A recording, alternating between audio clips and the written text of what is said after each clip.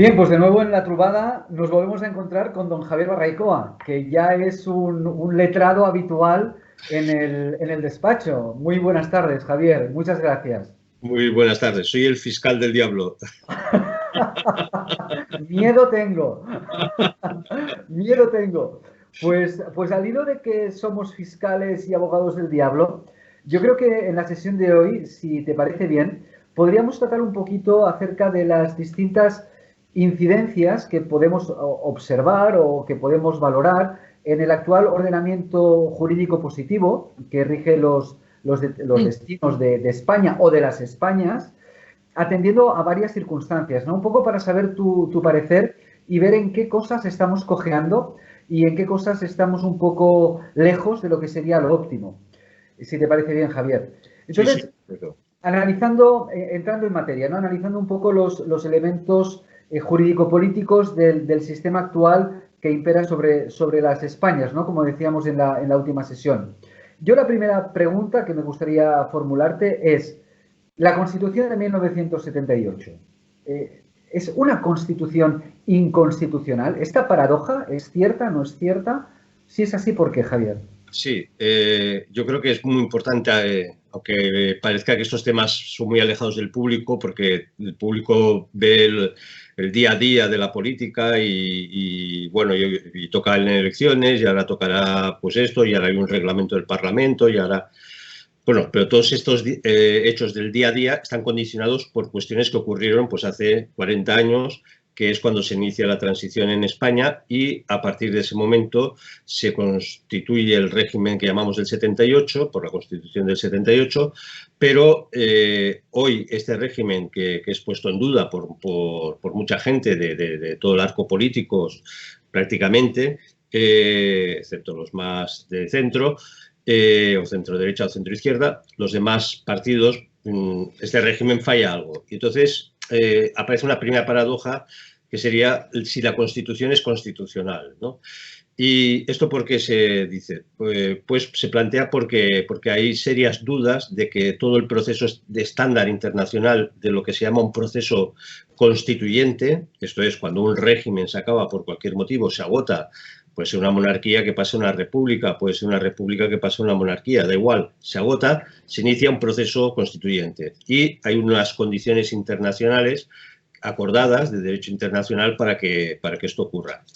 Si por un casual una Constitución no cumple estos requisitos, caeríamos en la paradoja de que hemos iniciado un proceso constituyente de forma ilegal y, por lo tanto, todo lo que venga después, pues en el fondo está temblando, no tiene una posibilidad de ser defendido. ¿Y por qué es anticonstitucional la Constitución? Pues va a ser sorprendente, ¿no? Porque, en primer lugar, esta Constitución sale de un Parlamento que se elige en 1977 con una determinada ley electoral que yo creo que es muy importante analizar, que se hace ad hoc para eso, y se plantea como unas leyes legislativas. Nunca al pueblo español en el año 77 se le convoca a unas elecciones constituyentes, esto es para decir, vamos a elegir aquellos que van a preparar una constitución. Por lo tanto, esto a nivel de derecho internacional es gravísimo, porque, digamos, es una estafa de principio. Al pueblo español le tenía que haber dicho, ojo, usted no va a votar un gobierno o para un gobierno, usted va a votar un cambio de régimen, una nueva constitución, y por lo tanto piense muy bien su voto. Y esto no ocurre así, se erigen las Cortes como autoconstituyentes, ellas mismas sin haber sido elegidas para elegir una constitución, y aparte no se cumplen otros requisitos, como por ejemplo que todo proceso constituyente no puede estar tutelado, todo proceso constituyente necesita de un proceso temporal lo suficientemente largo. La Constitución española se redacta solo en 3 meses, se redacta como una forma de consenso político saliendo de la transición, saliendo del franquismo, donde los técnicos no importan y por tanto se van haciendo pactos, canjes, cambios de cromos, y eso lleva a que hoy nos encontremos con una Constitución profundamente contradictoria, una jurisprudencia contradictoria, sentencias del Tribunal Constitucional contradictorias, y entonces hubo ahí un tutelaje muy fuerte por las potencias internacionales, fuera Estados Unidos, fuera Europa, especialmente Alemania, y también se puede decir que este proceso constituyente sin técnicos, pues al final fue puramente un proceso que ha llevado a muchas contradicciones. Por ejemplo, el famoso artículo 105, por el cual se interviene la autonomía en Cataluña, es un artículo que está copiado y pegado, en aquella época no existía el corta y pega, pero bueno, pero está cortado y pegado de la Constitución alemana. Hay textos enteros de la Constitución española que están sacados de la Constitución alemana, de la Constitución francesa, y entonces no se hace una Constitución en función de tradiciones, usos y costumbres de lo que es la sociedad española, sino simplemente hacía falta una Constitución y en 3 meses queda resuelto un marco jurídico que después va a afectar a la vida ordinaria de 47 millones de personas durante 40 años, que es mucho. Entonces, podríamos decir que esa votación inicial no se informó eventualmente de manera debida al pueblo para que supieran que estaban votando, como bien decías, no a un gobierno, no a unas cortes legislativas, sino verdaderamente a unas cortes constituyentes, que iban a hacer un cambio profundo en el planteamiento jurídico del país. Sí, sí. Luego, a posteriori, muchos constitucionalistas, expertos, dicen, bueno, ya sabemos que eso fue, entre comillas, una trampa, ya sabemos que eso no tenía que haber sido así, sabemos que eso puede invalidar la Constitución, pero como después todo lo que vino ha sido bueno, pues ya damos por válida esta digamos, violencia jurídica. Pero, claro, todo va muy bien, mientras que el consenso democrático ha estado funcionando 40 años gracias al bipartidismo y gracias a una ley electoral hecha a propósito para que hubiera un bipartidismo. Y a partir de ahí, cuando en España se rompe el bipartidismo y empiezan a aparecer muchos más partidos, como han aparecido Podemos, ha aparecido Ciudadanos, ha aparecido Vox, digamos, cuando se ha desintegrado ese marco político fácil, ¿no?, de un bipartidismo, pues entonces el consenso deja de funcionar y, por ejemplo, partidos como Podemos ya esgrimen el argumento de que esta Constitución es ilegal porque no es fruto de unas cortes constituyentes, ¿no? Hemos hablado también de la ley electoral, acabas de citarla ahora en el discurso. ¿Qué problemas puede plantear la ley electoral tal y como está formulada? Bueno, la ley electoral es, a mi entender, un tremendo fraude. Óscar Alzaga, que fue uno de la UCD, de los políticos del momento de la transición, ya dijo que fue una ley muy bien pensada, la ley electoral, muy bien calculada. ¿Para qué? Para que siempre ganaran los mismos, para que siempre pudiera ganar la derecha. Después del franquismo, se recicla parte del franquismo en una especie de partido demócrata, que es la Unión de Centro Democrático, y se hace una ley, que va a ser la que se aplica en el 77, con una intención de que por ley, la preponderancia siempre la tenga la derecha. Y se carga, como prácticamente todas las leyes electorales, la falsa idea de que un hombre es un voto, cosa que no sabemos que no es real, porque para conseguir un diputado por la provincia de Gerona, la provincia de Lérida, hacen falta muchísimos menos votos, la mitad de votos, que para conseguir un diputado por la provincia de Barcelona. O sea que el voto de un barcelonés vale la mitad del voto de un leridano. Por tanto, la equivalencia hombre-voto no existe. ¿Por qué? Porque se decide que en España haya 52 circunscripciones, ¿vale? Para que un hombre representara un voto, toda España tendría que ser una circunscripción, ¿vale? Entonces, ¿qué pasa? Que la ley electoral se hace bajo un sistema que se llama de proporcionalidad. Ahora el pobre oyente se va a liar mucho, pero intentaré simplificarlo. En el cual, según esta ley de proporcionalidad, ¿qué ocurre? Que ganar un diputado te cuesta muchos votos, ganar el siguiente diputado te cuesta menos votos, o sea, ganar otro diputado menos votos, y así sucesivamente. Y entonces cada diputado no cuesta el mismo número de votos. Entonces, ¿esto qué pasa? Que los partidos que sacan más votos acabarán teniendo más representación de la que les corresponde. Y los partidos con menos votos les acaba costando menos representación.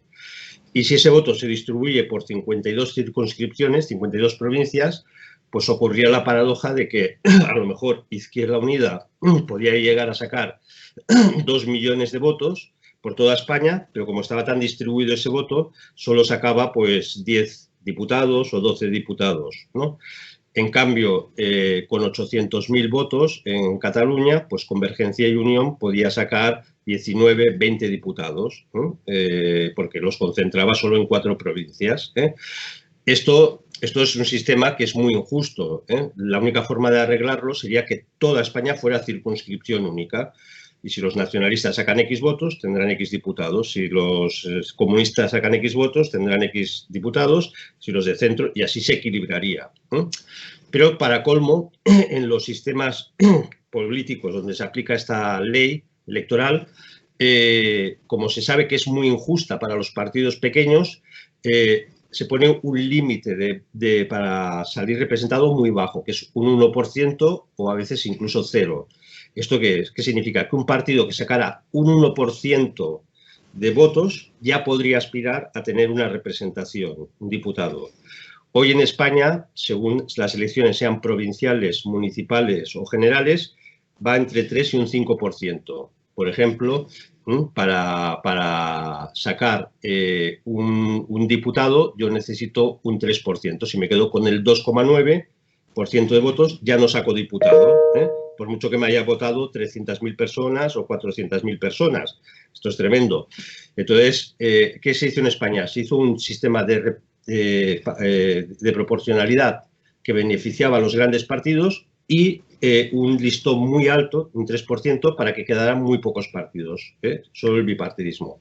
Peor aún, por ley, en todas las provincias españolas, independientemente de la población, como mínimo, tiene que salir 2 diputados, como mínimo. Si hay más población, más diputados. Pero como mínimo, si imaginémonos que en Soria solo hay 4 personas o 3 personas viviendo, tienen derecho a 2 diputados. Si hay 2 que votan al PP y 1 al PSOE, pues estos 2 diputados, que habrá costado un voto cada uno, se van directamente al PP. Y entonces, ¿qué pasa? Que como en España hay muchas provincias muy despobladas y con muy poca población y tienen derecho a 2 diputados, eso permitía compensar el voto de la derecha con respecto al voto urbano, que era más de izquierdas. Claro, todo esto se carga la representatividad. Entonces, lo que hace, como hemos dicho antes, es crear durante casi más de 30 años un sistema bipartidista donde no hay pluralidad democrática. Claro, esto afecta lógicamente a lo que denominaríamos nación española, y quiero entrar también en este elemento de nación española, una vez analizada muy bien por tu parte, por supuesto, la ley electoral. Quiero entrar en el ámbito de lo que sería la definición del concepto de nación en la Constitución. Es decir, porque hablábamos, ¿no?, la semana pasada de las Españas, y de repente nos encontramos en un marco jurídico en el que se nos habla de la nación española. ¿Qué nos puedes contar sobre esto, Javier? Sí, aquí hubo en ese famoso consenso porque además otro de los graves problemas de la Constitución, del proceso constituyente, es que se eligen 7 representantes, los 7 padres de la Constitución, que tampoco se corresponden a los resultados electorales, porque del 77, porque el PNV, por ejemplo, no estuvo representado, solo estuvo Miquel Roca como una especie de representante de los nacionalistas. Entonces, estos 7 hombres en la Sierra de Gredos empiezan a discutir, bueno, ¿qué ha de ser la Constitución?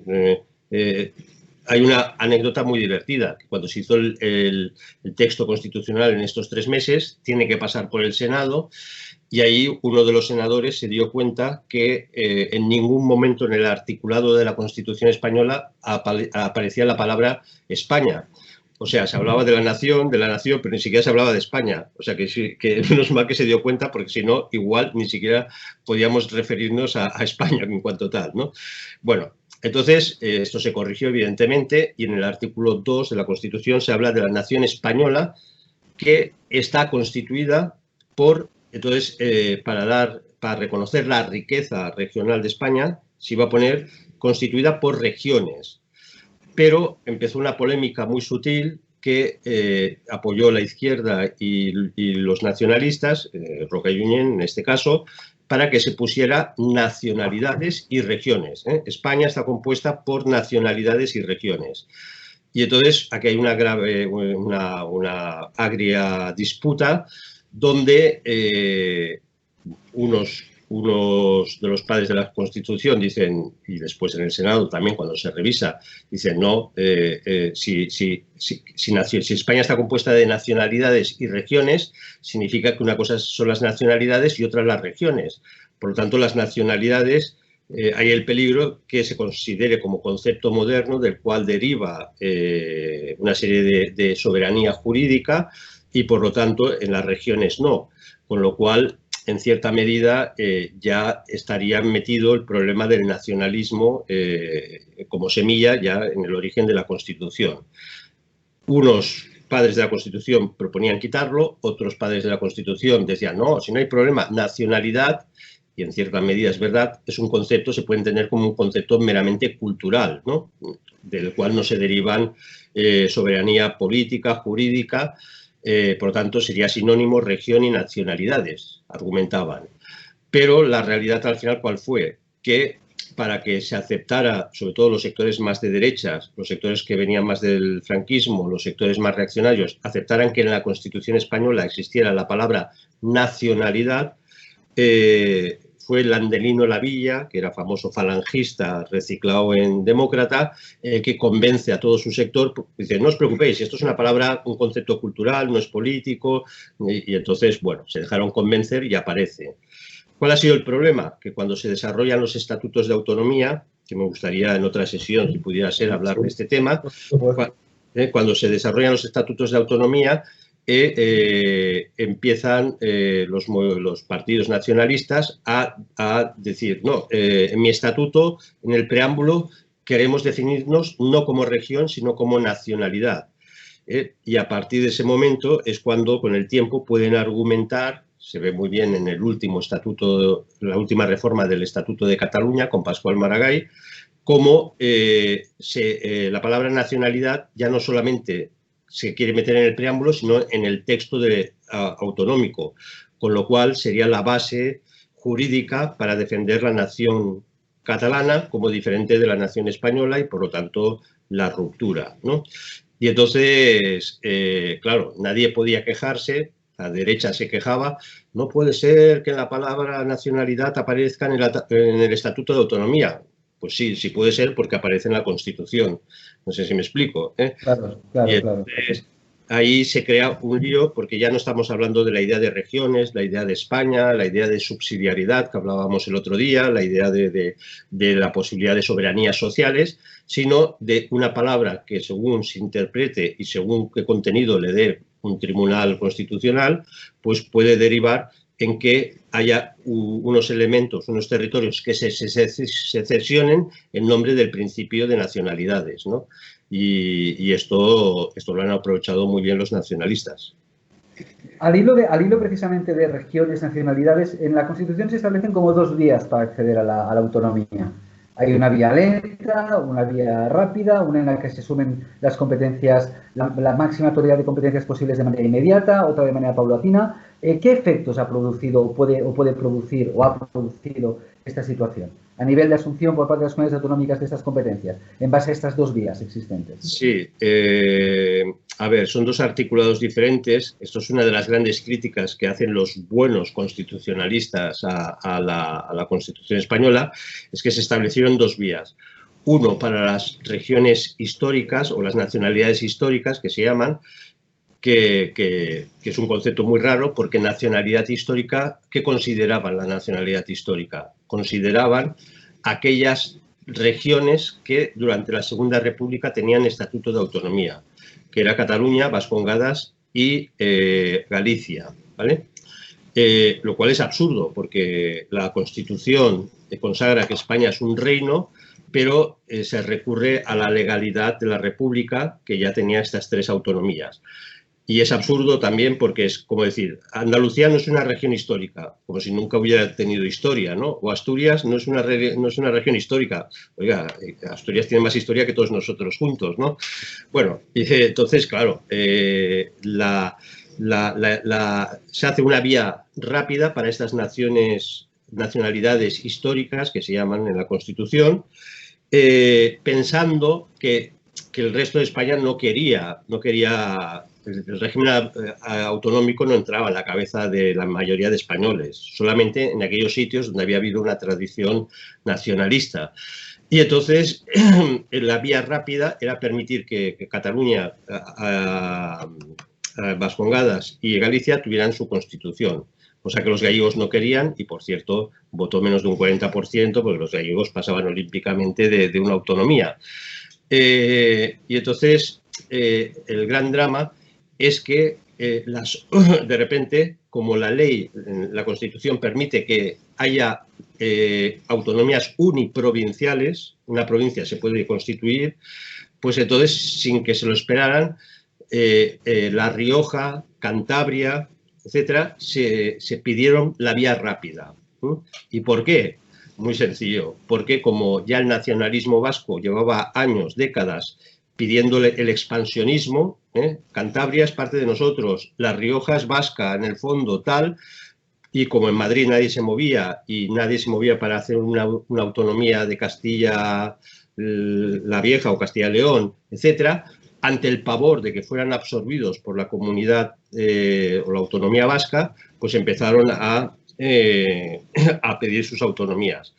Y lo que marca el gran cambio es que Andalucía, curiosamente, si alguien tiene, digamos, entre comillas, la culpa de que España sea un Estado descentralizado y autonomista, no es Cataluña ni Vascongadas, sino Andalucía, porque Andalucía, siendo la región de España con más población, con más peso, con más voto al Partido Socialista, decide también cogerse la vía rápida, coger todas las competencias, imitar a Cataluña.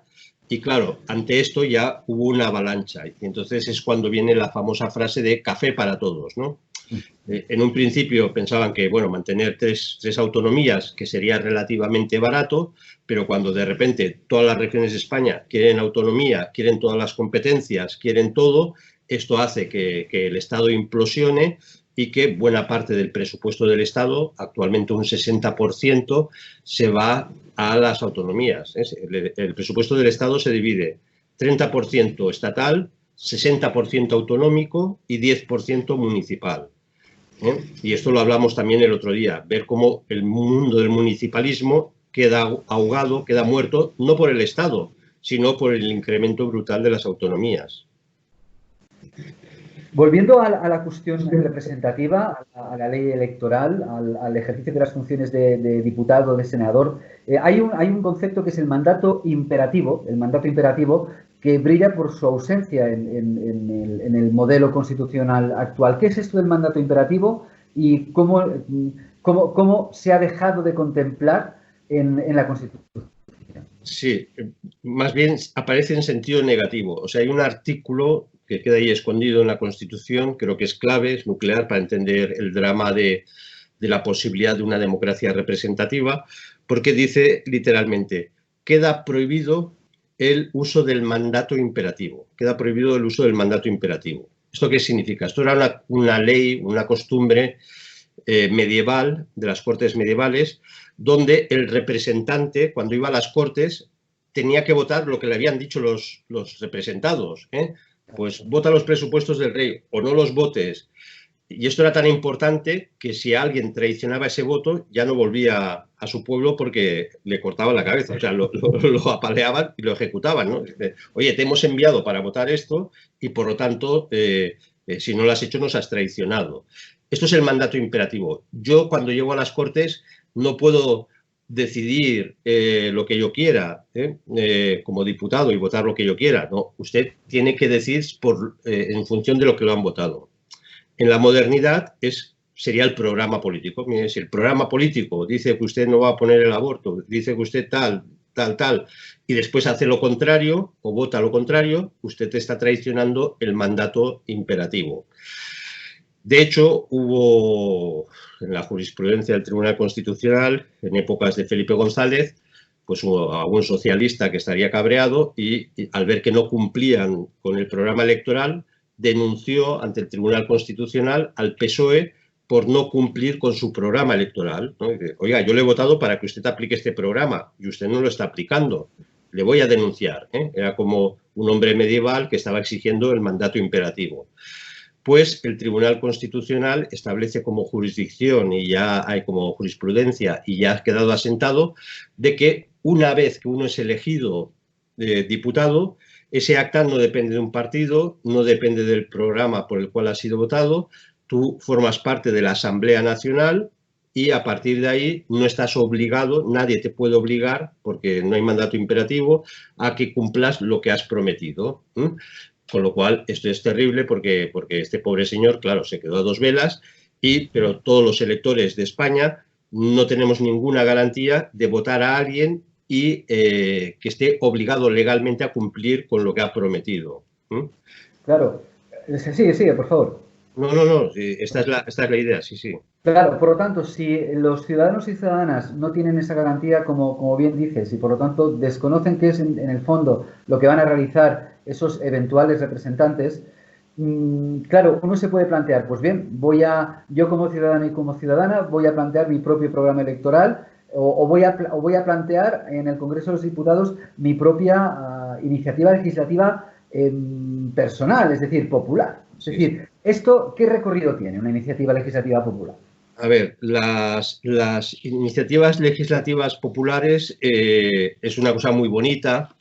Es como, si ya hablaremos más adelante, si conviene, pues yo qué sé, la ley de transparencia, ¿no? Que todo sea transparente hasta que llega el coronavirus y la quitan la página de la ley de transparencia. Que, por cierto, cuando apareció la ley de transparencia, aquí en Cataluña gobernaba Artur Mas y a quien le designan dirigirla con un buen sueldo la página de transparencia de la Generalitat es la prima de la mujer de Artur Mas, ¿no? O sea, que ya empezamos mal, ¿no? Mucha transparencia, pero, en fin. Bueno, esto va por las ILPs, es Iniciativa de Legislación Popular. Esto es curioso, en la Constitución hay un artículo que habla sobre los referéndums y se prohíbe que se pueda hacer un referéndum para facilitar, modificar la ley de referéndums para que los referéndums sean más fáciles, ¿no?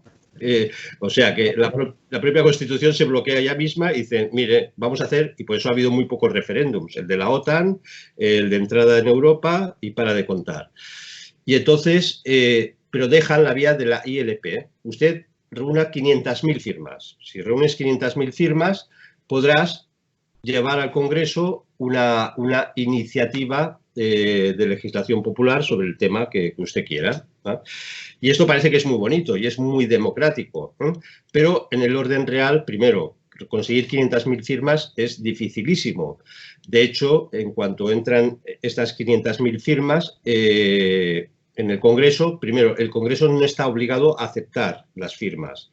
Luego las revisa y normalmente un 20-30% de las 500.000 firmas caen. ¿Caen por qué? Porque tienen expertos que donde tienes que firmar es un cuadradito y como la rúbrica salga 1 milímetro de ese cuadrado, se anula ese voto de ILPs. O sea, de todas las ILPs que se han presentado, luego te daré unos datos, han caído muchísimas por esto, porque se han descartado cantidad de votos. Pero además, una vez que aceptas la ILP que entre en el Congreso no está obligado legalmente a tramitarla. No está obligado a tramitarla. Y tampoco está obligado a tramitarla en las condiciones que se proponen, con lo cual podría crearse otra ley. Y si lo comparamos con Suiza, que es un país infinitamente más democrático, en Suiza solo hace falta 50.000 votos para una ILP. Y además es obligatorio. O sea, una vez las has recogido, tú propones qué ley quieres y esa ley se va a votar, tal como ha sido redactada por las comisiones populares que han decidido, ¿eh? No es el Congreso, no son los diputados los que deciden, bueno, pero quitaremos esto y pondremos lo otro. No. 50.000 personas han decidido que quieren que se vote esta ley es obligatorio que ustedes la voten, ¿eh? No la pueden echar para atrás. Por eso en Suiza hay tantas elecciones, porque, digamos, y aparte la ley de referéndums es amplísima y permite muchísimos referéndums. En España en 50 años hemos tenido 2 referéndums, en Suiza en 50 años han tenido más de 250 referéndums. Lo cual eso significa que hay una cultura de consultar constantemente a la población. Pero voy a leerte unos datos. Los datos, si me permites, me hago autopublicidad. Por favor, por favor. Bueno, perdona, primero tengo que encontrar la página, sí, 197. Está sacado de un libro que se titula, creo que se verá, La Constitución incumplida, que es un análisis, una crítica a todo el sistema y haciendo unas propuestas de cómo rehacemos este sistema democrático, este régimen, porque si no, este régimen se va al traste.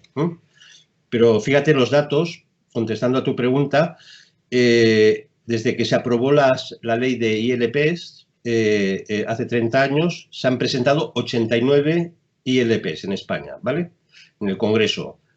Con los siguientes resultados: 35 fueron inadmitidas a trámite por la mesa del Congreso de los Diputados, sin dar razón. O sea, directamente ya dijeron, no, pues no, nada.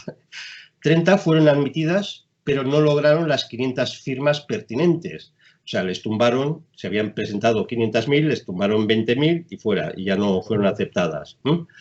Que además se te da un plazo, creo que son de 6 meses. Si en 6 meses no recoges las 500.000 firmas, tienes que volver a empezar. O sea, que es una barbaridad, ¿no? 12 habían conseguido entre 560.000 firmas y 1.500.000, pero fueron rechazados por el Congreso, sin explicación. Reunieron los requisitos, pero el Congreso dijo, bueno, este tema no nos interesa, no lo tramitamos. La mesa del Congreso no lo tramita y, por lo tanto, esto no va a ir a las comisiones y, por lo tanto, nunca se va a discutir en el Parlamento. 3, que me imagino que estaban ya deprimidos, fueron retiradas. O sea, que ya los forestes dijeron, sí, porque hemos llegado hasta aquí, al siguiente paso nos cortan la cabeza. Y fueron retiradas. Una decayó, dicen las crónicas, o sea que ya nadie la empujaba. 7, cuando yo escribía esto, se encontraban en trámite y de todas las ILPs solo hay 2 que han sido aceptadas parcialmente. Una que tiene que ver con la ley de propiedad horizontal, que ya ves qué gran importancia para todo el país es, y otra que tenía que ver, fue una referencia a la tauromaquia como patrimonio cultural.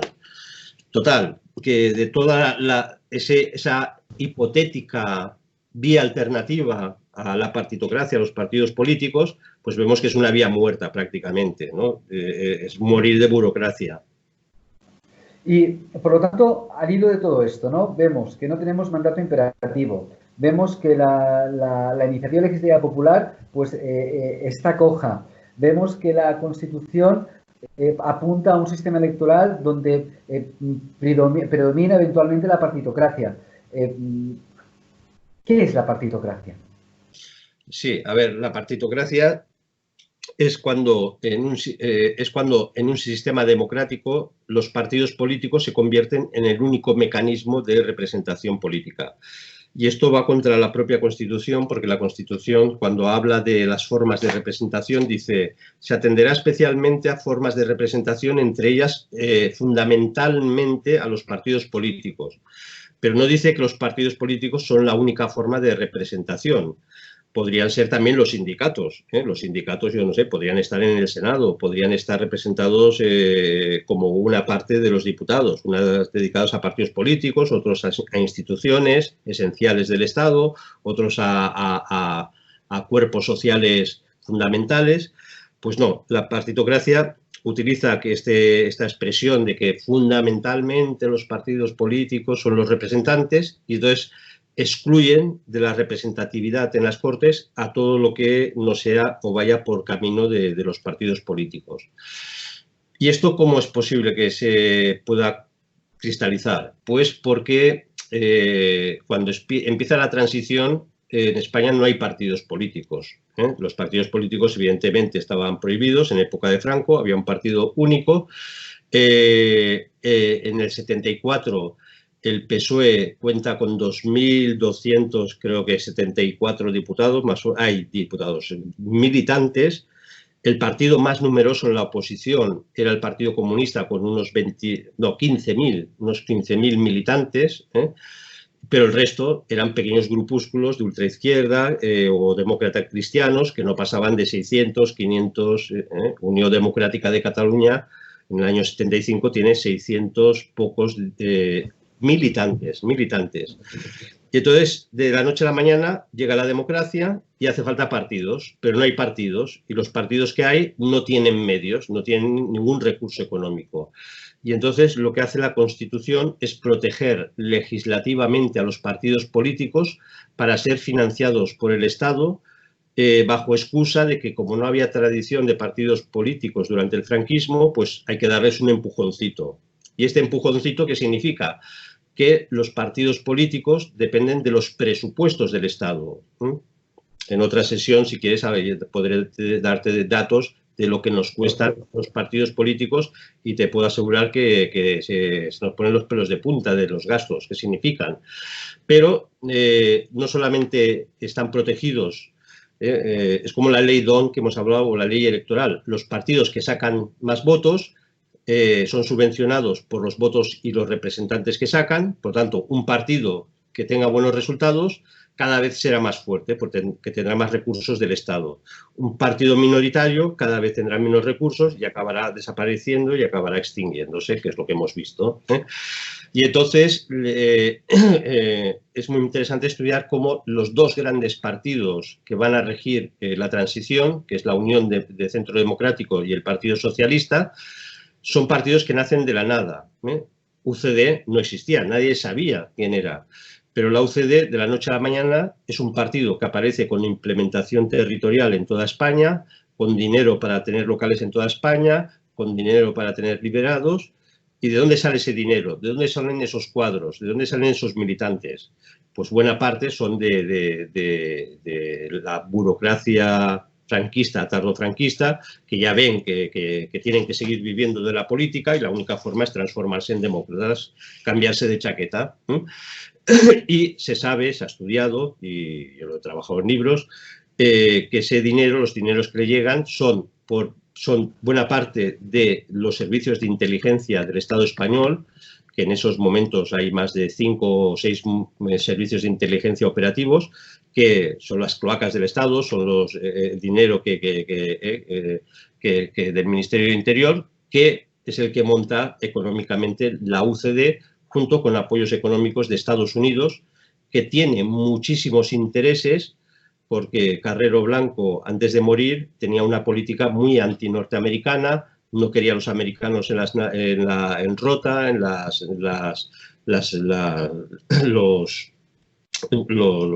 todo lo que son los lugares militares, las naves, pero no me sale la palabra,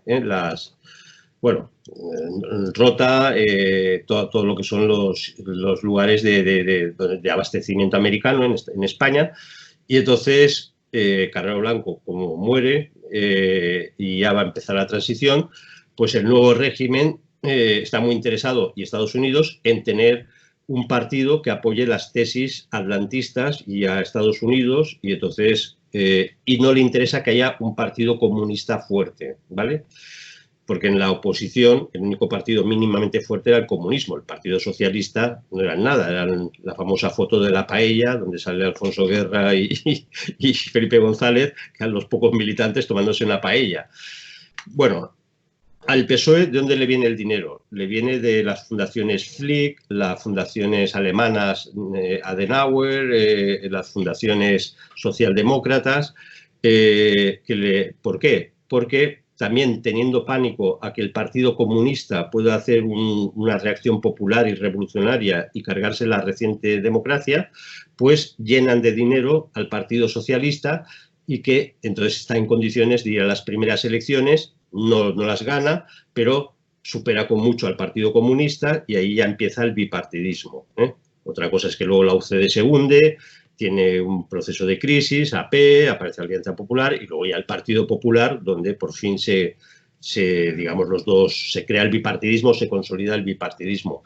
Pero el dinero que reciben es tal y se tira tan expuertas que hay algunas anécdotas que a veces que explican periodistas de prestigio como Cacho, que dicen, bueno, los socialistas, al cabo de un año de recibir millones y millones y millones de marcos alemanes, como se lo habían gastado todo en cocaína, en juergas, en prostitutas, tuvieron que volver a pedir otra vez millones de marcos para montar el partido, ¿no? Vale, hombre. Pero esto es evidente. Montar un partido político a nivel nacional exige millones y millones y millones de euros actuales o de pesetas de entonces, ¿no? Y esto es la partitocracia, cuando los resortes económicos, políticos, geopolíticos apoyan a 2, 3, 4 partidos que son los que van a monopolizar totalmente la representación soberana de una nación. Pues Javier, yo te agradezco muchísimo esta nueva sesión. De hecho, se me han quedado, de verdad, más preguntas en el tintero. Muy interesante esta observación acerca de la eventual, ¿no? Financiación de los partidos en la época a la que te refieres. Por lo tanto, si te parece bien, podemos quedar para otra sesión y para seguir ampliando un poquito todas estas informaciones y todas estas explicaciones acerca de lo que está mal en la Constitución, basándonos en el libro que escribiste y que has tenido a buen considerar, pues traernos aquí y enseñárnoslo. A ver si te parece. Pues encantadísimo de estar ahí en tu abogacía, en tu despacho. Siempre seas bienvenido, Javier. Muchísimas gracias.